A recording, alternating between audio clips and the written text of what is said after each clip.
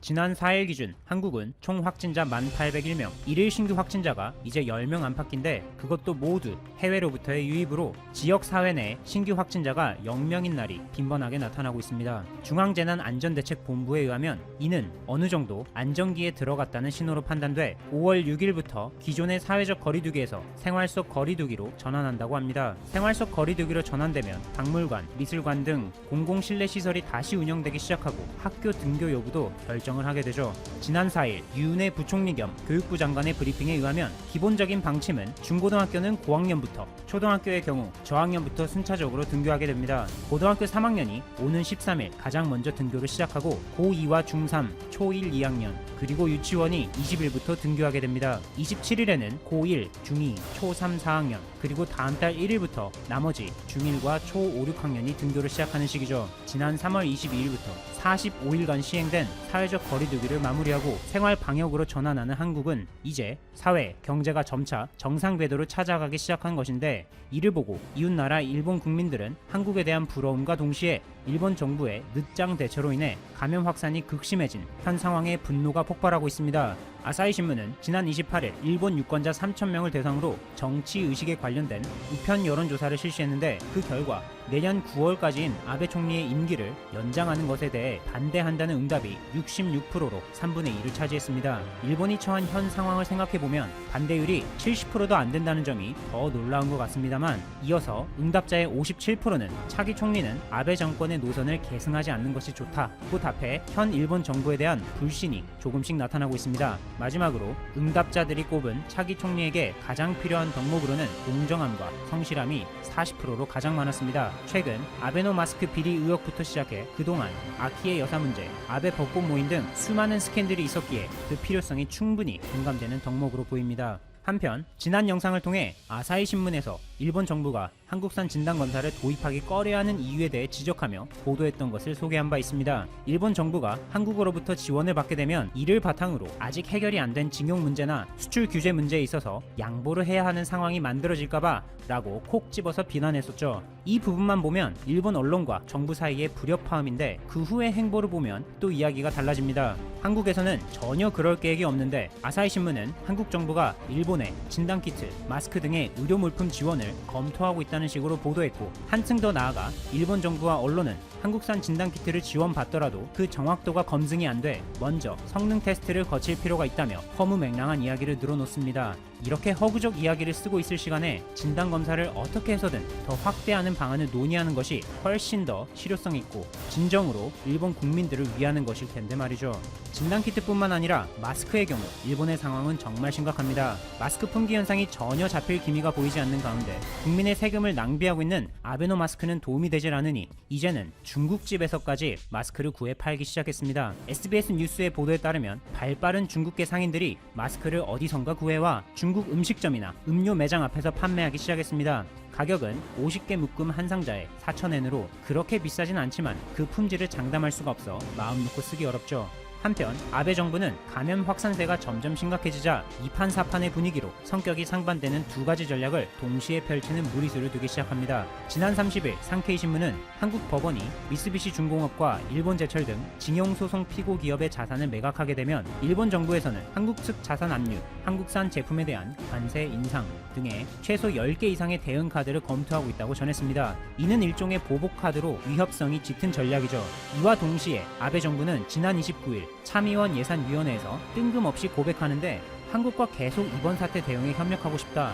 한국은 이웃나라이고 중요한 나라다. 라며 마치 지금까지 한국과 이번 사태 대응 차원에서 적극적으로 협력해온 것처럼 말이죠. 이것이야말로 한 입으로 두말하는 전형적인 예가 아닐까 싶습니다. NHK의 집계에 따르면 지난 4일 기준 일본의 누적 확진자 수는 15,790명, 사망자는 549명으로 감염 확산이 진정되지 않자 결국 아베 정부는 다시 한번 긴급사태 카드를 꺼내들었습니다. 지난달 7일부터 7개 지역에 긴급사태 선언을 시작으로 16일 그 대상을 전국으로 늘렸으나 일본 정부의 진단검사 확대 미비와 함께 일본 국민들의 사회적 거리두기가 제대로 시행되지 않아 한국처럼 감염 확산세를 잡기에는 그 역량이 턱없이 부족했습니다.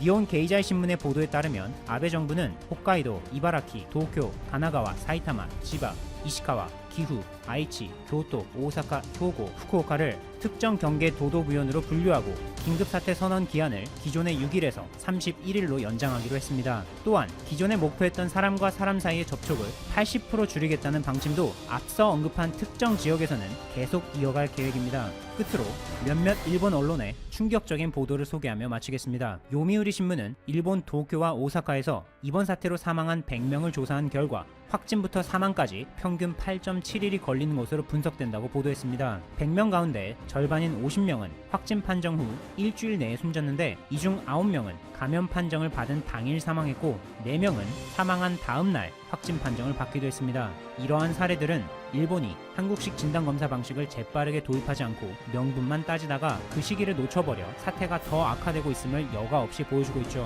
또한 주간 아사히는 일본 내 의사 전용 커뮤니티와 협력하여 1200명의 의사들을 대상으로 이번 사태 관련 긴급 설문조사를 실시했는데 그 결과 대다수의 의사들이 다른 국가에 비해 상대적으로 매우 저조한 일본의 유전자 증폭 검사 수를 지적하며 이렇게 외쳤습니다. 이번 사태로 인해 사망자가 속출하고 있는 지금 같은 상황에서 올림픽 따위는 아무래도 좋다. 한국의 신종 코로나 바이러스 감염증 초기 대응 조처를 소개한 논문이 미국의 대표적인 역학 저널에 실렸다. 한국은 코로나19가 급확산한 다른 국가와 다르게 공세나 이동 제한 등을 하지 않고 신속하고 종합적인 진단검사와 접촉자 추적 조사, 초기 단계의 철저한 치료로 단기간에 성공적으로 확산을 억제했다는 게 요지다. 이대중 기획재 정부개발금융총괄과장과 서영석 한국과학기술원 교수는 27일 미국 역학 저널에 실린 코로나19 확산세 억제하기 코로나19 초기 확산에 대한 한국의 대응 조치라는 제목의 논문에서 이같이 밝혔다. 연구진은 논문에서 한국은 코로나19 세계적 대행 초기였던 2월 19일부터 대구, 경북 지역에서 코로나19가 급확산하면서 2월 29일에는 신규 확진자 수가 909명까지 치솟았다고 소개했다. 하지만 봉쇄나 이동 제한, 공항 폐쇄 없이 2주 만인 3월 15일 신규 확진자 수를 2자릿수로 4월 19일에는 한 자릿수로 끌어내리는 데 성공했다고 설명했다. 한국이 확산세를 성공적으로 억제할 수 있었던 데는 3T 전략이 주요했다. 신속하고 포괄적인 진단검사, 강력한 접촉자 추적 조사를 포함하는 역학조사 시스템, 심각도에 따라 확진자를 초기 단계에 최우선으로 치료하는 시스템 등이 핵심이다. 특히 역학조사는 신용카드 결제 내역, CCTV 영상, 휴대전화의 위치정보 시스템 등 디지털 기술을 활용해 철저히 실시됐고 조사 시간도 24시간에서 10분으로 단축된 점이 주요했다고 연구진은 설명했다. 연구진은 한국 정부 코로나19 대응팀의 현장 경험과 중동호흡기 증후군 당시 정부 대응 경험을 심층 분석한 결과 이런 결론에 이르렀다고 밝혔다. 연구진은 한국 정부와 같은 코로나19 대응 체계를 구축하기 위해서는 원팀으로 대응하는 단일한 대응 체제 구축, 정보통신기술 활용, 중앙정부와 지방정부, 민간 간 협력 관계와 파트너십 형성이 중요하다고 지적했다. 또 한국의 대응은 미국이나 영국 등 선진 보건의료기관과 전문가들이 있는 국가들도 따라하기 힘들 수 있지만 개발도상국의 중요한 정책적 시사점을 제시한다고 말했다. 그러면서 코로나19 대응 능력을 키우기 위해서는 무엇보다 신속한 대응과 3T 전략, 공공과 민간의 협력과 시민의식을 키워야 한다고 결론 내렸다.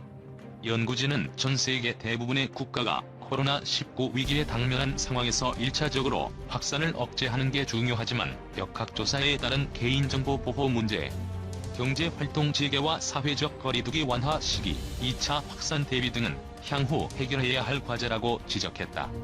확진자 900만 명 넘었는데 미국은 아직도 마스크 문화 전쟁 중.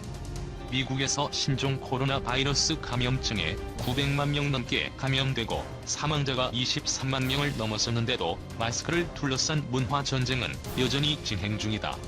27일 AP통신 등은 지난 25일 시카고의 한 신발 판매점에서 마스크 착용을 요구하는 경비원을 27차례 흉기로 찌른 자매가 살인 미수 혐의로 수감됐다고 전했다.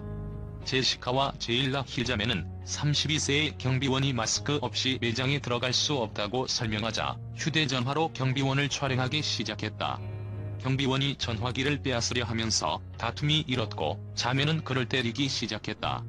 난투극이 계속되면서 언니인 제시카가 갖고 있던 빅칼에 들어있는 칼날을 뽑아 경비원을 찔렀다.